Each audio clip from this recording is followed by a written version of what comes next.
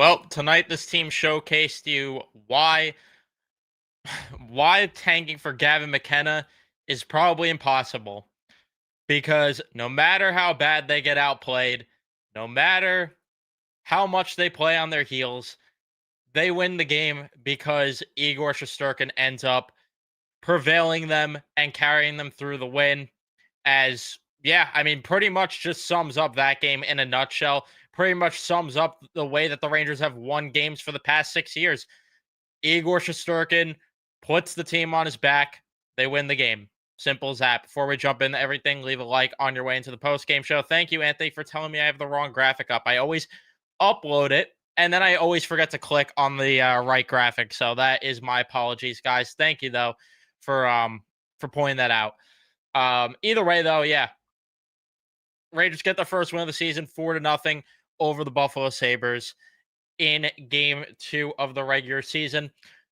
Does this game make me feel better than I felt after opening night? Not really, to be honest with you. There were moments that were better. I thought the first period they started off pretty fine, to be honest with you. Even though I felt with those offensive chances they got, I wish they attacked the middle of the ice more. But at least I was watching them with the puck in the offensive zone for a bit, and I felt, okay, maybe the chances will come. But then when they scored that first goal, it's like all of a sudden they started to play on their heels like this team typically does, which was very annoying. And then Igor Shesterkin had to put the team on his back, like I mentioned before, and carry the ever living piss out of this team. And they end up getting the job done. And I don't know why it has to be this way. It's annoying that it has to be this way, but it is this way.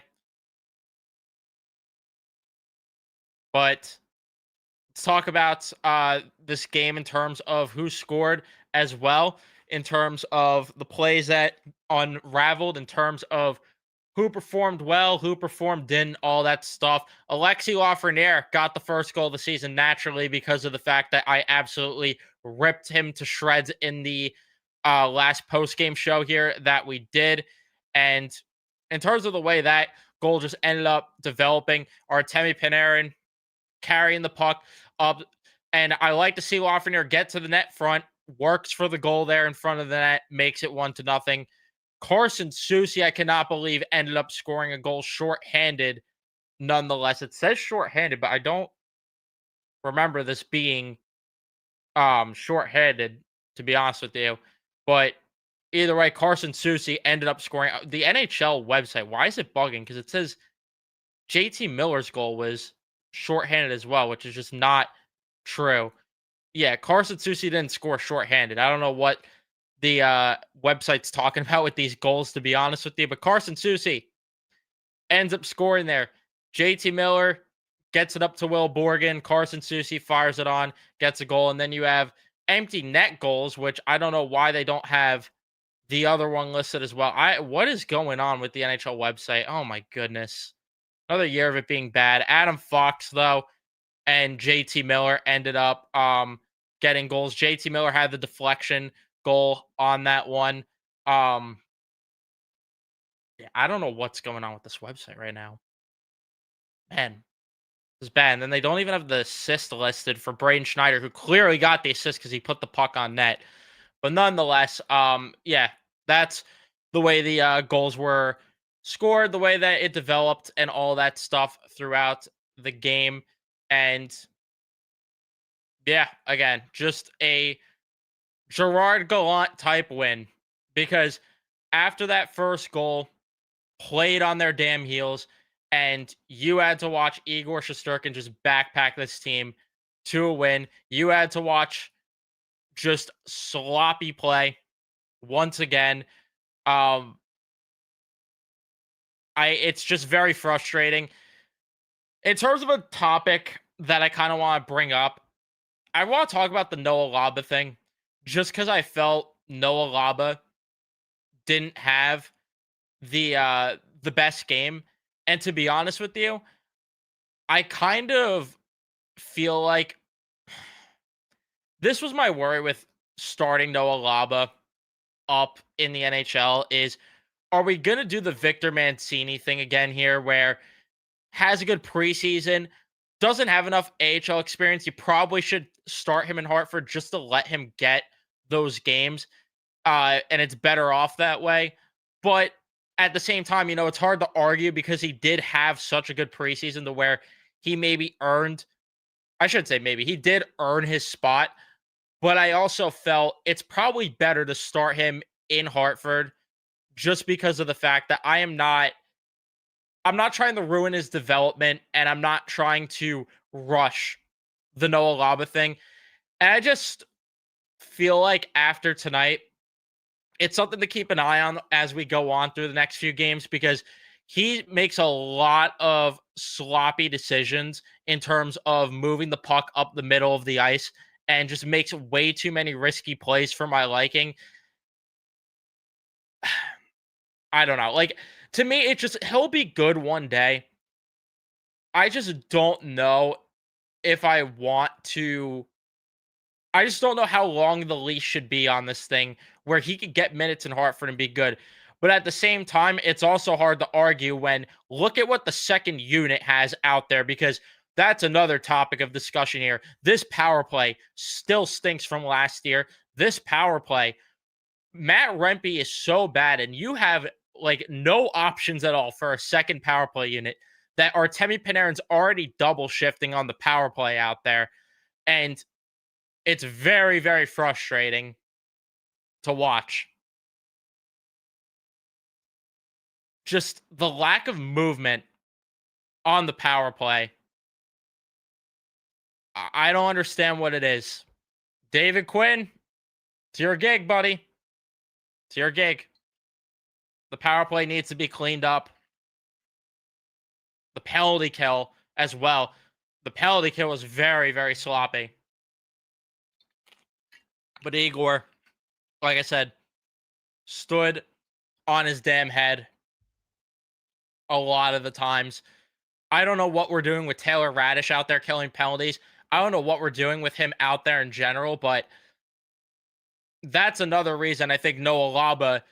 That's another problem I have with Noah Laba being here is playing with guys like Taylor Radish is not doing any good because he plays just. Oh gosh, I can't stand Taylor Radish. I really can't. There's no reason for Brett Berard to not be here over him. I'm sorry. There's no reason at all for Brett Berard to not be here over Taylor Radish. At least he'll provide something on the power play.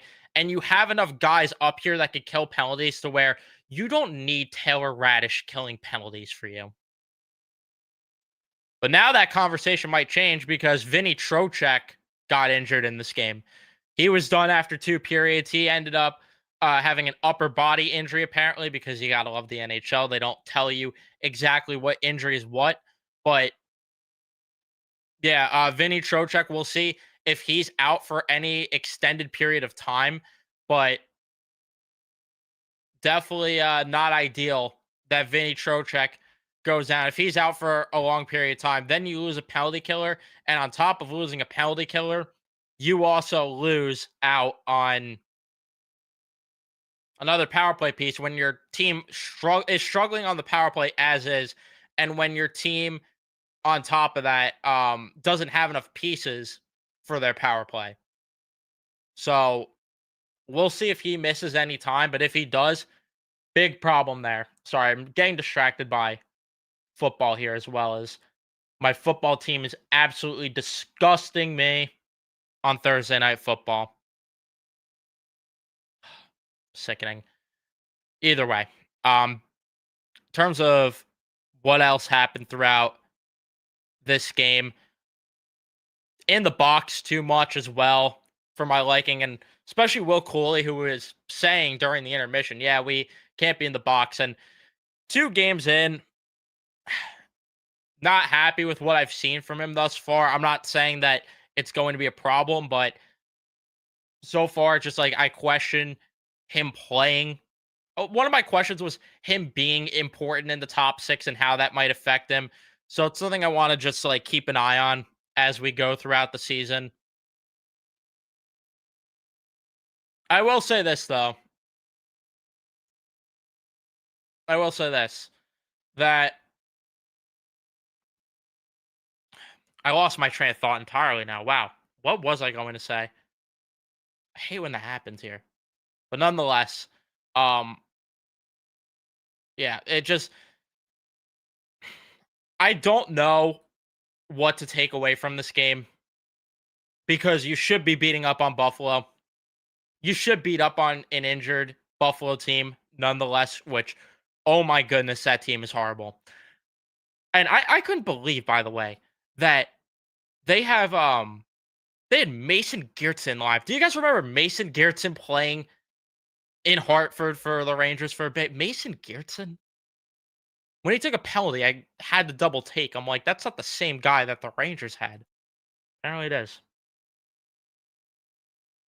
But either way, 2 games in, 1-1, a very ugly game. Another ugly game where Igor stands on his head. I don't have any feeling differently about this team. And they head into Pittsburgh for another game here. You should be beating teams like this in front of you.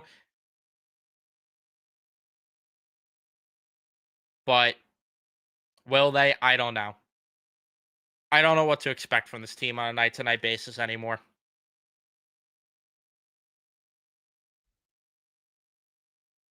Other than, I mean, I should say I don't expect any. I don't know what result to expect because I expect them to get outplayed. It's just a matter of if they get the win or not at this point. That's been the ML for 6 years though now. So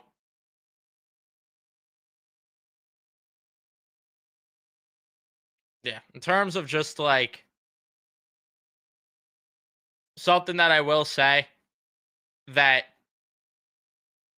is a bit of a positive front here is I've ripped on Zibanejad. I do want to say in the first 2 games, he hasn't looked horrible. And I feel like it is important to note. I still want to see him finish his chances because I'm not going to sit here and say, yeah, it's good enough that he's playing better, but not scoring on his chances. I still want to see him bury those chances that he gets. But I do want to mention it because he has been playing better, but again, it won't matter if he doesn't end up scoring on those opportunities. But let me see what you guys are saying in the chat about this game. I keep getting distracted here. I do apologize. But let's see. Yeah, I forgot that they called him up even. Oh, unbelievable. They called Mason Geertsen up at one point. But this I agree with that. Like, just no puck control still. And that's really the issue. I thought Susie, I didn't think Susie had a great game, to be honest with you. I know he got the goal. There were still times he had a lot of whoops. But I will say that third pair, again, every time Schneider and Vakanainen were out there, they were just hemmed in their own end, it felt like every time.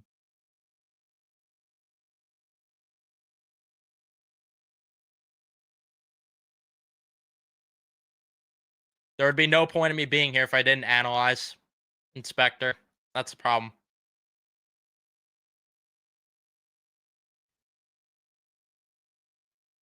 What am I doing here then?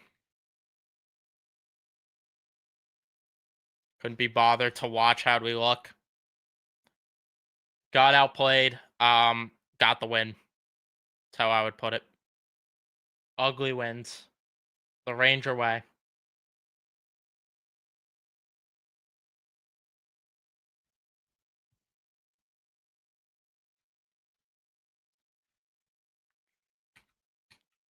Let's see.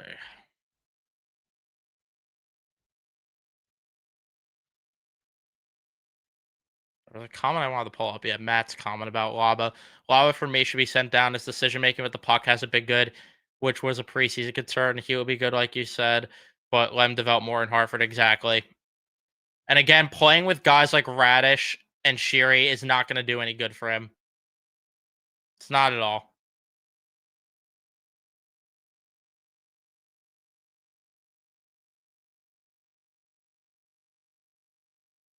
And this is the takeaway here that I have is that this is my thing. It's like bad teams look good against Buffalo. That's why again, you beat who's in front of you. I'm not going to sit here and say otherwise. I'd be pissed off if they lost to Buffalo. You guys know that.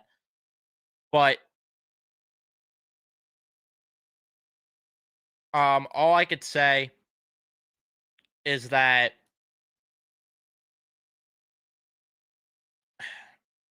I don't know. It's just like again, you want to see them if they're supposedly a contender actually outplay Buffalo. I'm not asking for much here. I'm asking to outplay the Buffalo Sabres.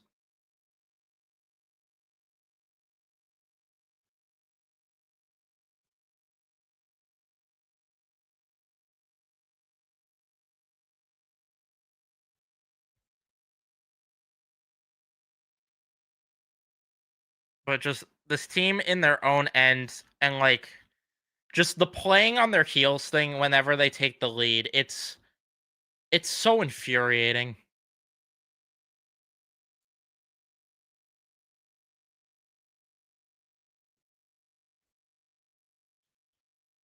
Want to see how they play Sunday against the Caps? I mean, they got a back to back here, which will be interesting. I don't know which game Quick's gonna get. I feel like Quick's gonna get Pittsburgh if I had to guess, and then well, I don't know. Do you sit Igor after this? No clue. Unless they give who do they play after the back to back? I mean, in my opinion, it's too early to play Igor for a back to back, but maybe they do that and then they play Quick against Edmonton. Although they do like to play Quick against Western Conference teams, so maybe. I don't know.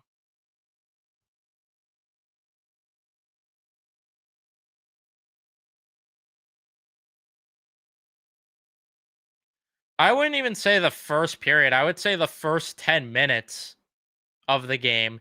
Because again, after Lafreniere got that goal, I felt the first period started to get away from them, and in general, the game started to unravel a little bit in terms of just how sloppy they were playing.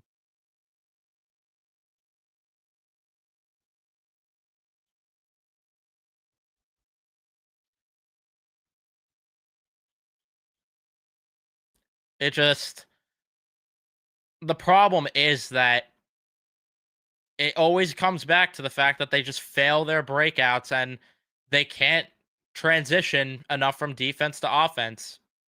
And then being in the box way too much again. Like you were asking Buffalo to tie, and I even tweeted. I felt it was a matter of when, not if Buffalo was going to tie it. I ended up being wrong because Igor bailed them out there, but it just felt that way because they could not stay out of the box. They could not get it out of their own end. They could not break through the neutral zone. Just sloppy. Zibanejad took a lot of faceoffs because Trocheck got hurt. That is why. This and just lack of speed in general, that's the other problem. And that's why, again, like they beat Buffalo, but against a good team, you're not going to get away playing this way. So, what does that mean? That means that you're probably looking at a team that's more average than a contender, which is what I expect this team to be. And yet I still get mad when they are piss poor and getting dominated by contending teams, but it's what it is. Power play still sucks. Team is still dysfunctional. The GM is the worst in all of sports, and we are still dealing with the effects of Laviolette coaching this team. The power play is awful. That part couldn't be any more true. Just way too stationary still, and they're just not connecting enough on passes. This football game, this freaking game. I'm sorry. Trocheck's being evaluated, so we'll see what happens there on that one. But yes, the David Quinn show. And also, again, like it's just carrying over that you don't have the personnel to score on the power plays. And I get, I wanted Kreider moved. A lot of us did. Um,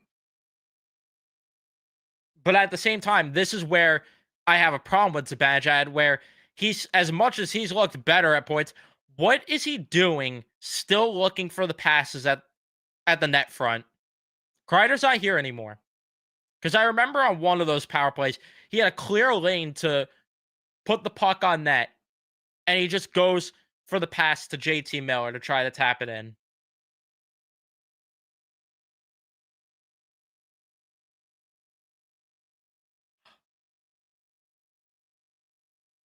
This football team disgusts me.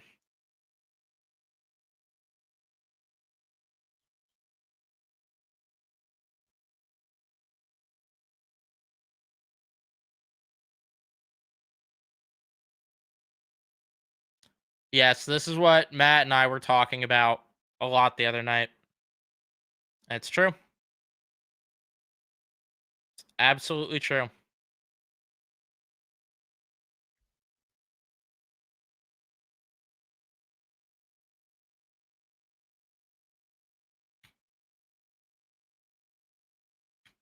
Roll Igor again in pit and let Quick take Sunday. I mean, they might as well because, to be honest with you, I don't see them winning Sunday's game either way, no matter who's in net.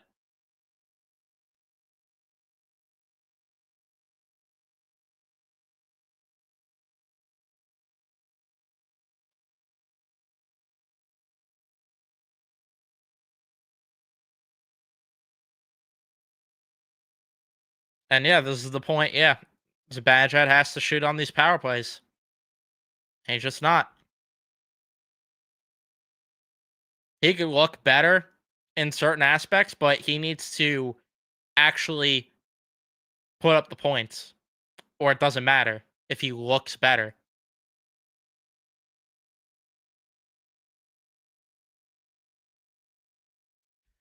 Yeah, Panarin has annoyed me a lot these first two games with shying away from contact and getting beat so much on the boards.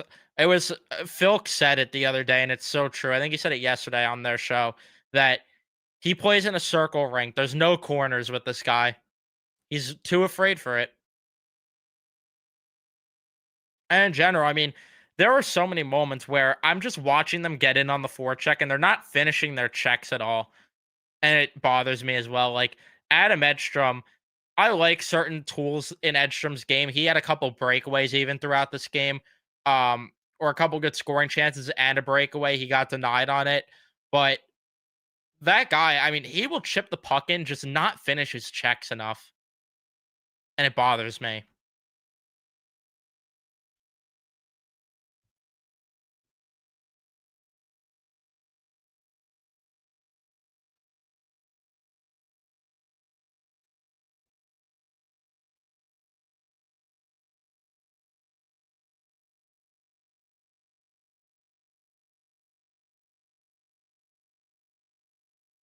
Yeah, Panarin.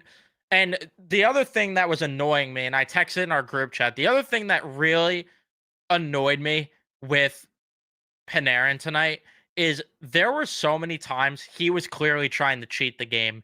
Like, you need to help out in your own end, man. And this is why I'm so annoyed about one, the idea of extending this guy, and two, him playing with Lafreniere because it's so obvious Panarin's game rubs off on Lafreniere a bit. It is so annoying, though, just watching him refuse to play defense at times, and he's too busy cherry picking.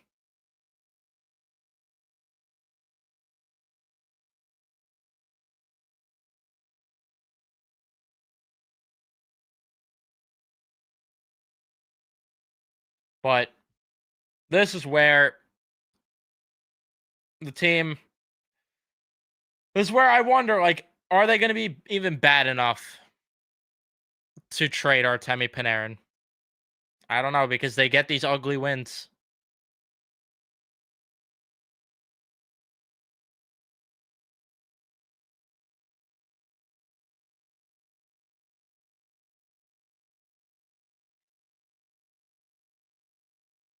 Yeah, you could argue it. And again, good. Good. He should be.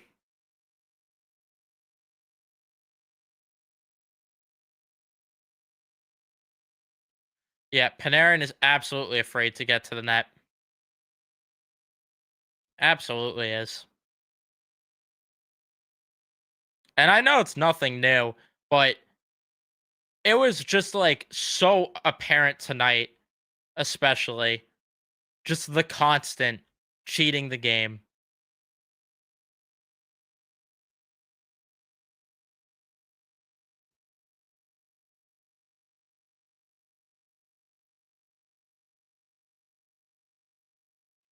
A lot of people talking about Gavrikov in the chat. I don't know. I thought he was fine tonight. I thought he was. There were times where I wasn't thrilled with him, but I thought he was way better tonight than he was in game one.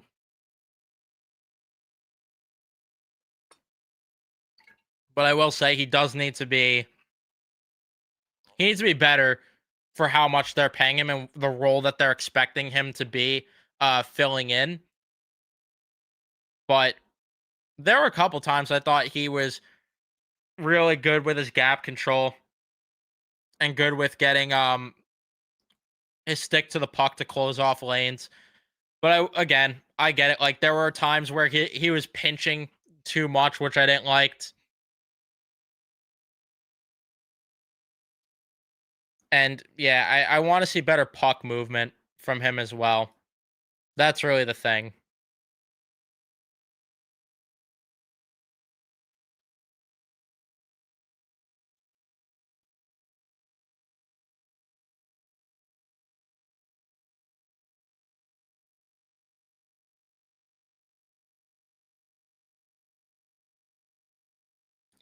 Not sure what happened to Trocheck. Yeah, Tuck almost had the breakaway that Gavrikov got back on.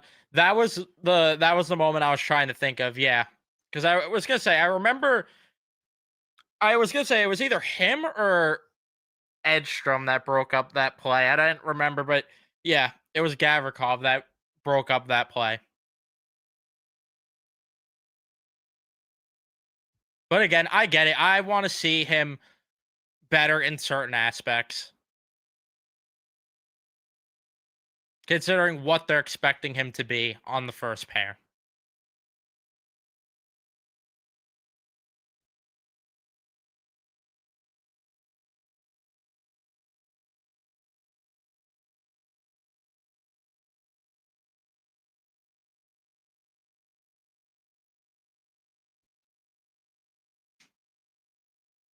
Yeah, and I agree with Kaylee here that that was one of my positives going into the year was the top pair, and I'm willing to give it time to see how it unfolds. I still don't like the bottom four, obviously. That's very apparent. I don't like my football team either, if I haven't said that at all on this post game show, which I don't think I've said it on the post game show. Um, but yeah, that's something I'm willing to give time. The rest of the stuff, though, I mean, the power play, it's the same thing from last year. They don't have the personnel to convert on enough power plays for my liking. The penalty kill, not good. It's just like everything else. You get the picture here.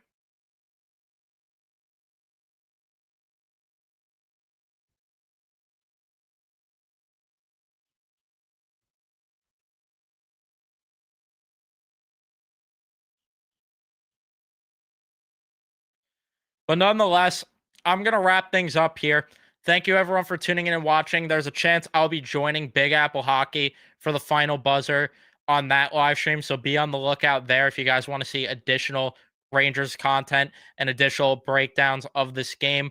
We're going to try to do that a lot throughout the season where I go live here and then I end up hopping on their live stream doing that with Phil. So again, be on the lookout for that potentially. Thank you everyone for tuning in and watching the second post game here on Rangers Central. Leave a like if you enjoyed. Subscribe if you guys are new to the channel. Turn on your notifications so you know when I upload or go live next. And I'll see you guys in the next one.